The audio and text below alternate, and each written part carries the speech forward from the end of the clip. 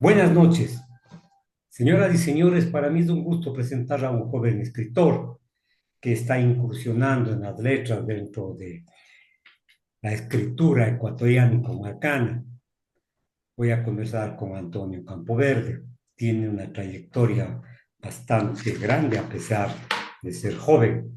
Yo diría una carrera, una rápida visión.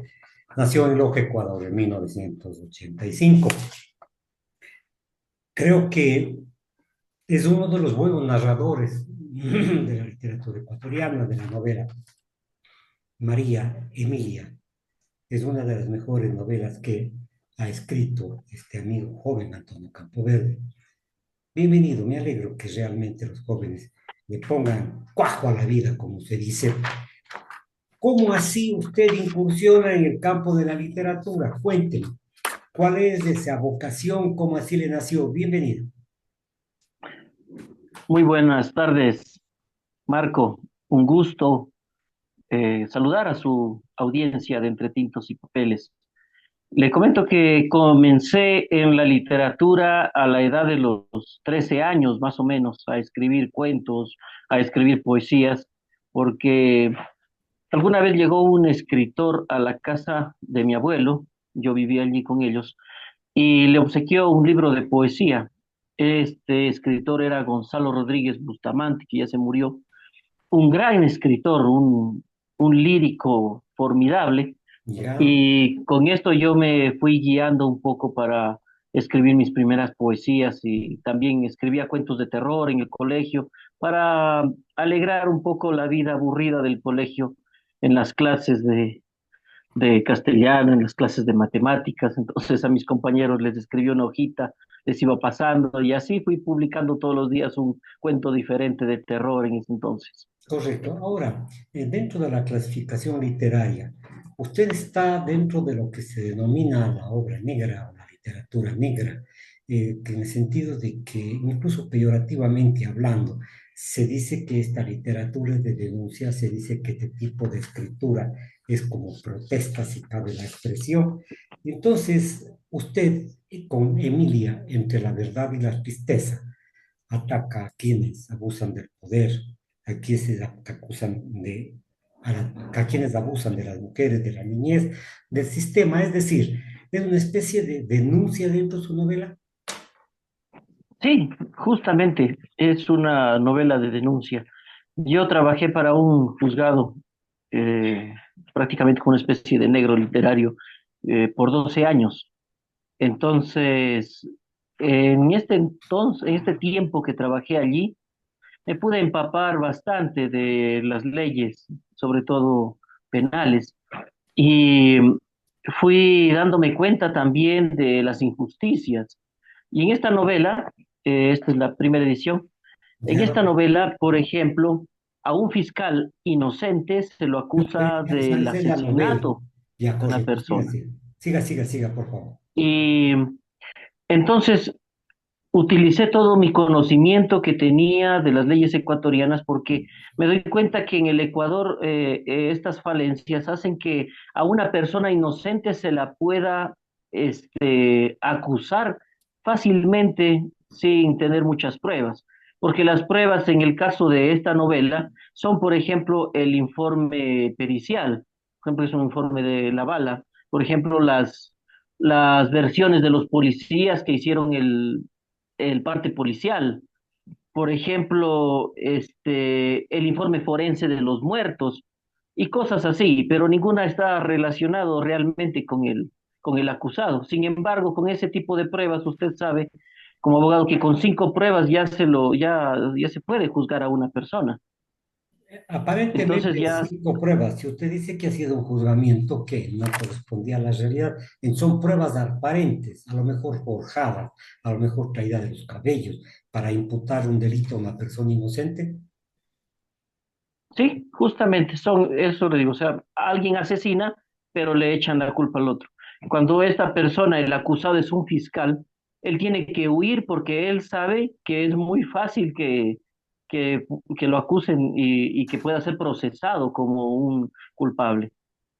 Sí, estoy de acuerdo con usted. La fuerza de la ley a veces cae incluso en personas que podrían tener, si cabe la expresión, podrían tener presencia dentro de la colectividad. Pero usted dentro de esta obra, María Emilia, en la tercera edición, que mantiene su texto intacto, se dice por parte de varios críticos que es una obra muy cruda, que trata la corrupción, la desigualdad social, y se dice en el comentario que esta novela no da tregua para un descanso, que es de leerla seguido. ¿Qué nos puede decir usted frente a la corrupción, a la desigualdad, a este tema que, a más de la historia vivencial del fiscal, puede englobar a otras situaciones de la vida política, política, económica, social de nuestro país? Bueno, como ejes transversales dentro de la misma novela, existen situaciones, por ejemplo, cuando el fiscal va a pedirle el informe forense al médico forense. Allí pasa por un hospital y se da cuenta de muchas anomalías. Y son anomalías reales que uno puede ver si alguna vez ha visitado un centro de salud, ha visitado, por ejemplo, un hospital. El trato, por ejemplo, de las enfermeras a las parturientas, el, por ejemplo, también el trato de los médicos hacia los pacientes y hacia los familiares de los pacientes, siempre con una crudeza, indolencia, entonces con muy poca empatía. Y ese tipo de cosas, muchas veces, pues hay diferentes, bueno, hay diferentes estratos sociales, pero los primeros estratos sociales, las clases altas, podemos decir, tienen una visión un poco errónea de lo que viven los pobres, ¿no? Dentro de los servicios públicos. Entonces existe a veces la, la idea de, por ejemplo, de que ellos quieren todo gratis, de que ellos no trabajan, de que son vagos, de que son pobres porque son vagos, de que reciben atención de calidad y gratuita, pero no saben cuál es la corrupción que está dentro. Entonces, tanto en el sistema de justicia, tanto en el sistema, por ejemplo, de salud del Ecuador, la educación, en todo lado existe esa corrupción. El problema es que no sabemos las cuestiones precisas. Y en esta novela, pues se trata de mostrar algunas circunstancias precisas de la corrupción. Incluso, como dice el comentario de Hans-Berg Martínez, que es un excelente escritor ganador del premio de la Linares de novela. Ujú. Por ejemplo, hay el tendero. Yo, por ejemplo, me inspiré en un tendero que yo iba a comprarle todos los días casi un tabacos o alguna cuestión y se equivocaba cada vez al darme el vuelto. Entonces, cada vez que le pagábamos, me daba menos el vuelto. Entonces yo le decía, oiga, vea, falta aquí. Ah, me equivoqué. Y así. Entonces Una había práctica, personas que, entonces. Una entonces, práctica. por ejemplo, habían niños, habían, por ejemplo, personas que iban apurados y como era una tienda que prácticamente atendía más a los turistas que iban de paso, entonces prácticamente estaba enseñado a hacer ese tipo de cosas. Entonces, desde allí empieza la corrupción y se va mostrando la corrupción también en otras esferas del poder. Correcto. Entonces, la corrupción, podríamos decir, en algún momento es una latencia permanente dentro del sistema, de todos los sistemas. Usted acaba de decir que una parturienta en el hospital es maltratada, tratada de forma medio despótica, en fin. Este tratamiento o esta forma de tratar a las personas refleja lo que sucede en la vida diaria. Es decir, quien tiene nombre, apellido, entre comillas, quien tiene cuna, accede a los servicios incluso de forma gratis, como ha dicho usted. Pero el indio, el negro, el mestizo a lo mejor tiene problema para acceder a ese mismo servicio que se los da en forma favorable a las clases altas, ese mismo servicio que se les niega y con crudeza a la gente de otro estrato social. Es decir, usted refleja en su novela con veracidad que esta discriminación existe en el Ecuador. Sí, efectivamente, yo no lo hubiera podido decir mejor, Marco. Qué bueno. Ahora, usted nos pone muchas cosas transversales de la novela, muchas circunstancias. Nos ha contado la de la parturienta, ya el protagonista que es que es del fiscal, pero al mismo tiempo existen otras circunstancias que pueden motivar al crecimiento del alma humana. Juzgando las deficiencias podemos poner correctivos. Claro, pero lo importante es de que nosotros logremos conocer, porque, por ejemplo, muchas veces no sabemos si una persona, por decir, está en la cárcel de forma injusta. Por eso la novela, por ejemplo, en sus primeras páginas dice, por ejemplo, a todas las víctimas de aquellos crímenes que menoscaban nuestro valor como sociedad, y a mi primo Israel, que fue víctima del Estado por más de un año. Mi primo Israel fue preso injustamente, junto con otras 11 personas. No sé si usted recuerda cuando quemaron a 3 ladrones de niños, justo en este tiempo de María Emilia, en Pozorja, por el Sí, mes de sí, sí, diciembre, sí, sí, sí, sí. ¿ya? Entonces, todo el mundo estaba grabando y sucedió eso, pero al otro día agarró la policía y se fue buscando por las casas a los que menos les caía bien. Entre ellos estaba un primo mío que tenía problemas con la policía siempre que él era pescador, entonces a veces tenía algunos problemas, se enojaban, peleaban, discutían con la policía. Entonces tuvieron la oportunidad para desquitarse y estuvo preso 11 meses hasta que ya se pudo descubrir su inocencia junto con la inocencia de varios otros que estuvieron presos injustamente y luego salen y es como que el Estado dice, bueno, muchas gracias, ¿saben qué? Usted ha sido inocente, vaya y recupere su vida. Entonces, en un lugar pequeño como Pozorja, todo el mundo se da cuenta y a veces hay personas que son conocidas, como en el caso de mi primo. Y por el simple hecho de ir a ser testigos, de grabar con el celular lo que estaba pasando, como otras personas lo hicieron, sucedió esa situación. Entonces, eso también me motiva. Todos ese tipo de circunstancias que nosotros no sabemos, y sin embargo, si usted ve, por ejemplo, las redes sociales, hay a veces algunas publicaciones, por decir, que dicen, ¿usted está de acuerdo que, que se los haga trabajar a los presos para que paguen la comida? Y uno dice, claro, está muy bien porque vayan a trabajar, que paguen su comida, porque estos desgraciados han hecho esto o han hecho el otro cuando muchas veces hay personas inocentes que no merecen el trato que están recibiendo en una cárcel. Correcto. Entonces, ese tipo de cuestiones, las personas que no habemos pasado, por ejemplo, que no hemos pasado por ese tipo de circunstancias, no conocemos y entonces apoyamos ese tipo de emociones. Correcto. Ahora, Mientras tanto, eso lo digo, mientras tanto, el que sufre, esa persona sabe cuál es la realidad. bueno, yo le contaré que no solamente en el Ecuador muchas personas inocentes van presas por la fuerza o por la presión política de los medios, del poder, del poder económico de las personas que supuestamente son perjudicadas. En fin, esto no es novedad. En los Estados Unidos realmente, por ejemplo, hace pocos días acaba de soltar a un preso 38 años de prisión y descubrieron a través del ADN que no había sido el autor de la violación. Al margen de eso, la novela suya contribuye a través del terror, a través de este tipo de circunstancias que son negativas para la colectividad y para el ser humano, usted contribuye a que los ciudadanos reflexionen sobre el tema. Y en algún momento no he leído la novela, le soy franco, pero los comentarios lo he leído.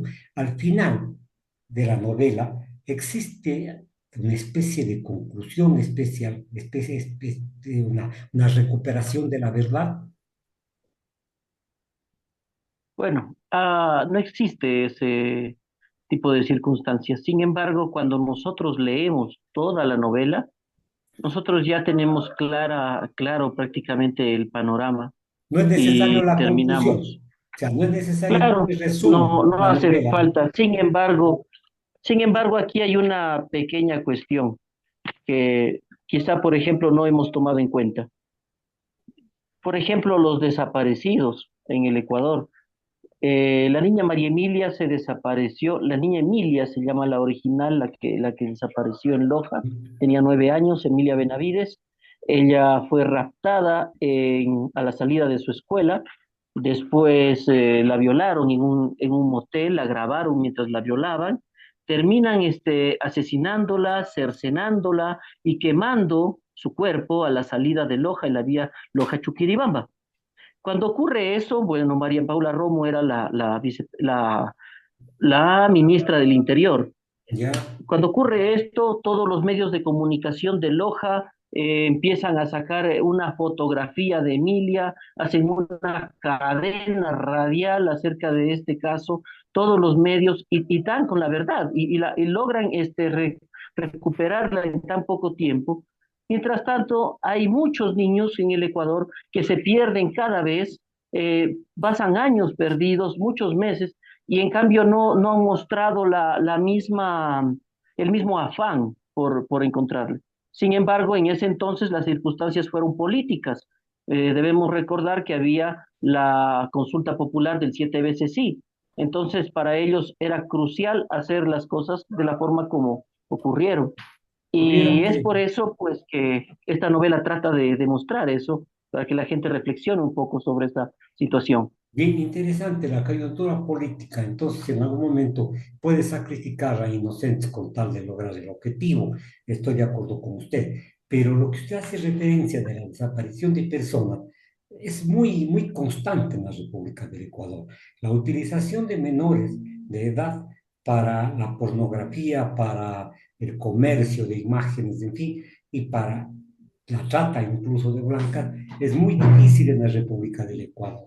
Y creo entonces que la situación denunciada por usted toma forma. ¿Algún eco tuvo esta situación? Bueno, sí va poco a poco tomando cuerpo. Muchas personas pues ya la leen a la novela, se sienten empatía con la situación. Sin embargo, no hemos hecho nosotros mucho aspaviento, hemos ido subiendo poco a poco, no hemos hecho lanzamiento de libro, sino más bien tuvimos un cierto temor al publicarla de que nos pueda pasar alguna cosa. Entonces, lo que nosotros preferimos fue hacer que vaya siendo el boca a boca lo que logre hacer que la novela llegue a un público y no mostrarnos demasiado públicamente situaciones Posiblemente, de lo que la novela mismo dice. posiblemente por el contenido de la novela y por el tema de la Así es. novela, se vuelve difícil que los medios de comunicación, que los iluminados de la literatura, le puedan a usted situar como una de las novelas más bien escritas en el país y además de eso, pues, de hechos que parten de la realidad. Este hecho que es coyuntural, como usted dijo, María Paula Romo, un fiscal que fue la víctima, una niña que fue, que yo diría, pues brutalmente agredida, hicieron una cobertura para lograr un objetivo, como está sucediendo ahora, hacer ciertas campañas para lograr un objetivo más que nada político. Sí, totalmente. Es otra de esas situaciones en las que se utiliza un hecho cruel con fines políticos, o así también como muchas veces se utiliza otro tipo de eventos, porque hay que recordar que cuando, cuando quemaron a estas personas en Pozorja, había había un barbullo público por la situación de los 500 millones de dólares que los seguros del Banco de Pichincha estaban tomando de los ecuatorianos. Entonces tenía que haber otro tipo Una de, distracción. una distracción, eso. Correcto. Entonces, vivimos llenos de distracciones. Si no es con el deporte, es con asesinatos o es con alguna situación que nos distrae. Y así es como está en toda Latinoamérica, es como lo del Chavo del Ocho, que se murió, pero prefirieron, por cuestiones políticas, sacar a la luz la noticia de su muerte tiempo después, cuando eso le servía políticamente al gobierno. Correcto. Entonces, con todo se negocia ahora. Los hechos coyunturales reflejan una premeditación, una alevosía para la comunicación dentro de los medios, dentro de los trolls, y solamente queda, digo solamente, queda la presencia de los escritores que hacen denuncia, pero que en algún otro momento, como dicen los jóvenes, no son acolitados por los grandes medios.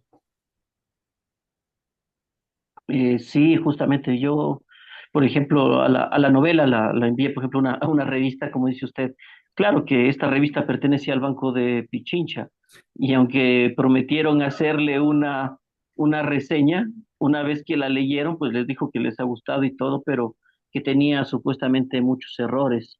Pero, sin embargo, pues yo sé que nos tomó 3 años la corrección.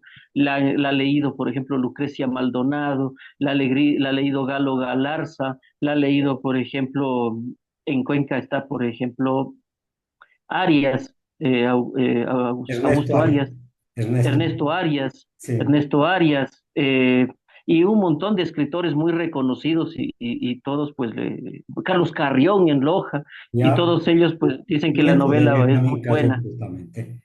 Sin embargo, esta es la situación y claro, entonces, pues poco a poco, y yo creo que va a seguir evolucionando la novela, va a seguir haciéndose conocer y no habría problema, porque igual usted recordará lo que pasó con Medardo Ángel Silva, que cuando él estaba vivo, pues obviamente los escritores, incluso los propios escritores que estaban en una cena de escritores, no les permitían entrar a este joven, ¿no? Pero con el tiempo las cosas se van develando y la verdad termina prevaleciendo. Una de las etapas más brillantes de la literatura ecuatoriana justamente es esta camada de jóvenes escritores que irrumpieron dentro de la literatura ecuatoriana, pero que por la realidad difícil que vivíamos políticamente hablando, del traspaso del conservadurismo hacia el liberalismo, les opacaron. Es más, les tildaron de drogo, les tildaron de gente que desconoce la realidad, en fin. Pero como usted dice, después de la muerte de estos jóvenes, en una realidad un poco más sentida, tomaron forma, tomaron nombre y son referentes de la literatura ecuatoriana. Usted, con su juventud, con su pluma, ¿cree que en algún momento se reconozcan estas obras cuando, por ejemplo, cambie la realidad capitalista o yo no sé por cómo puedan llamarse a ese sistema, cuando exista una realidad un poco más social, más real? Bueno, hay cosas que no se puede ocultar. Por ejemplo, esta es la primera novela negra del Ecuador ¿Ya? y se quiera o no se quiera, siempre va a prevalecer eso. Correcto. Y, y eso ya es un punto a favor porque cualquier persona que vaya a estudiar la novela negra para alguna tesis, alguna cuestión, va a tener que buscar la primera y va a tener que llegar a María Emilia. Entonces yo creo que con el tiempo la novela se va a defender sola. Ahora, la novela se va a defender sola, pues depende de la calidad realmente. Por cierto, los iluminados no tienen que ser de propaganda, sino per se. La novela por sí irá penetrando en los diferentes públicos. Pero además de eso, ¿algún organismo cultural le ha apoyado a usted para difundir la obra, para criticar la obra, para exponer la obra, para hacer conocer la obra? Por ejemplo, la Casa de la Cultura o el Ministerio de Educación para recomendar a sus alumnos como literatura nacional. Le comento, prácticamente los que hacen eso son amigos o son gente del medio que me conoce. Por ejemplo, en la Casa de la Cultura me hizo una entrevista el doctor Galo Guerrero, una ¿Ya? eminencia literaria. Este, por ejemplo, lo que es, por ejemplo, la carrera de lengua y literatura de la Universidad Nacional de Loja, estudian con este libro, ¿Ya? lo estudiaron este libro, todo el aula. Este, Incluso en los colegios de Loja se está distribuyendo la novela para que la trabajen los profesores en lo que es el plan lector.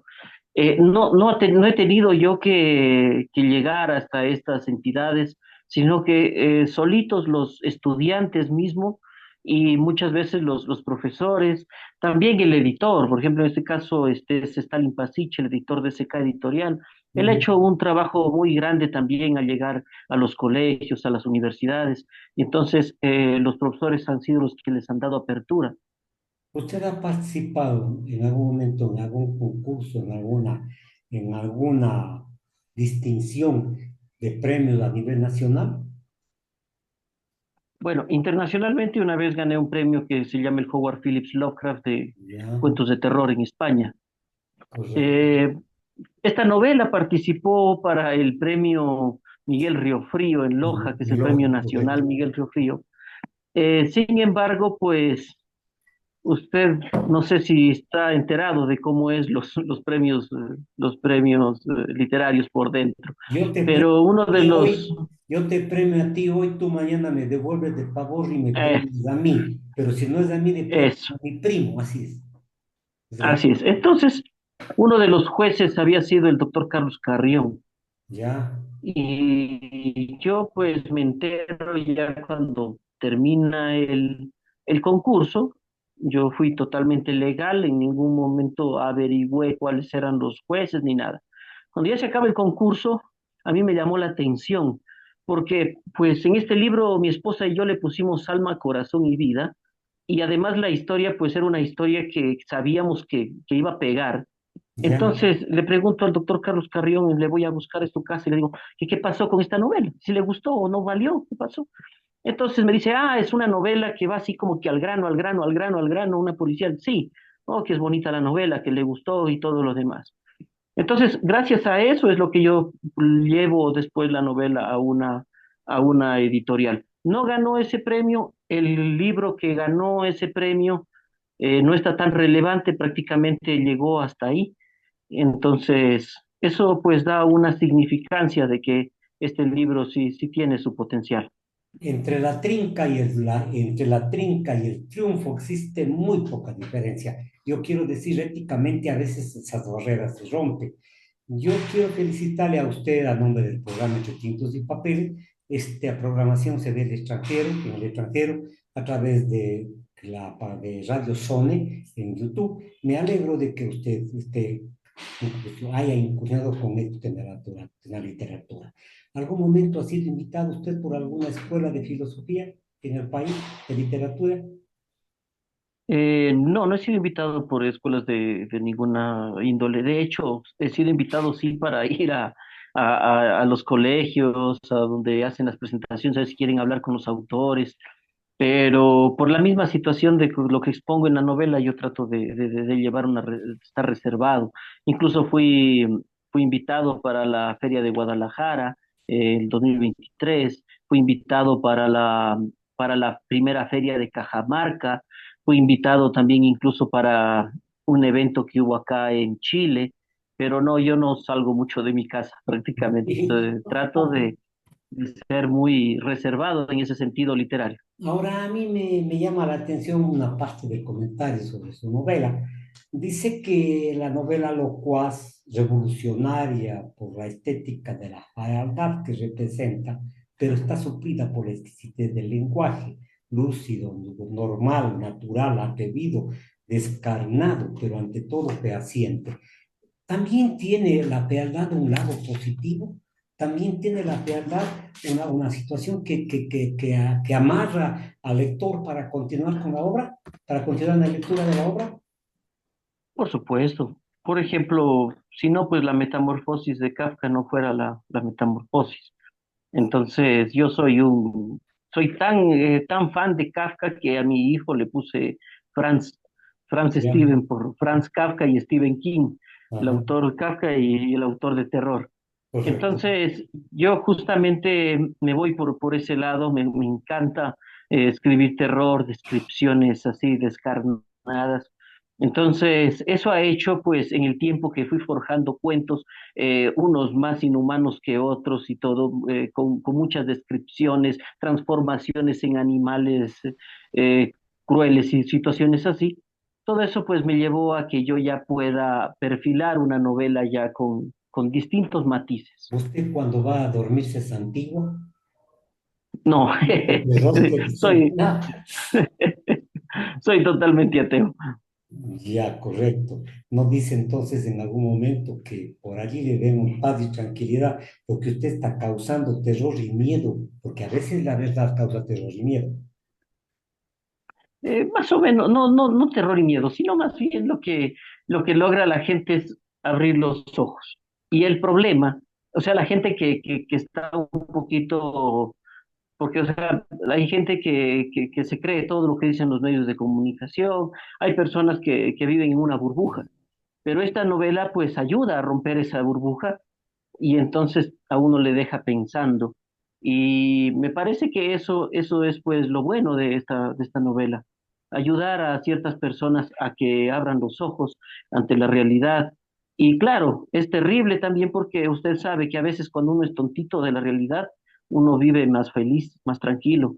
Cuando uno ya tiene un conocimiento ya más profundo de la política, de la corrupción, de esto y del otro, usted ve alguna noticia o ve algo y usted ya sabe que está pasando otra cosa y, y ya usted vive intranquilo. Entonces, sí es verdad, esta novela quizá posiblemente vaya a hacer que mucha gente termine después en su vida, continúe su vida, pero con intranquilidad. pero ya está vista la realidad. Pero ya está. Claro, y lo que para terminar, y le agradezco, Antonio, la entrevista, pero la verdad justamente en algún momento asusta, y no solamente a quienes son autores de ciertos hechos que están tras de bastidores y que están cubiertos por una pantalla de no veracidad. El pensamiento, el crecimiento del pensamiento asusta.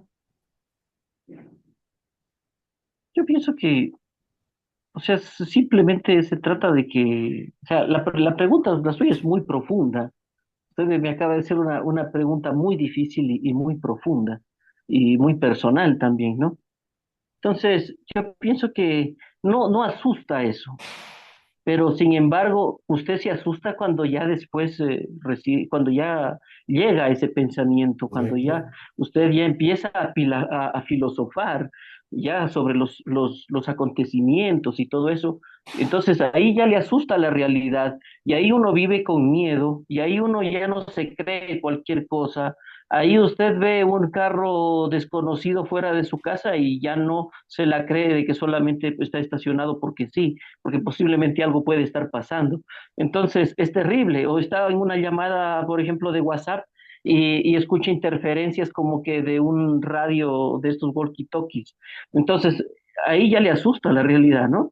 Correcto. Entonces, es verdad, el pensamiento asusta cuando ya tenemos esa capacidad para entenderlo, la sociedad en la que vivimos. Los pensamientos, perdón, la oligarquía y los grupos sociales elevados se asustan de que los públicos puedan digerir las verdades porque se vuelven contestatarios y exigen rectificaciones. Hoy, señoras y señores, conversé con el escritor Antonio Campoverde. Él tiene una faceta bastante interesante e intensa dentro de la literatura. Emilia María, entre la verdad y la tristeza, es el motivo, la fuerza para la presentación del programa de hoy. Buenas noches, un gusto.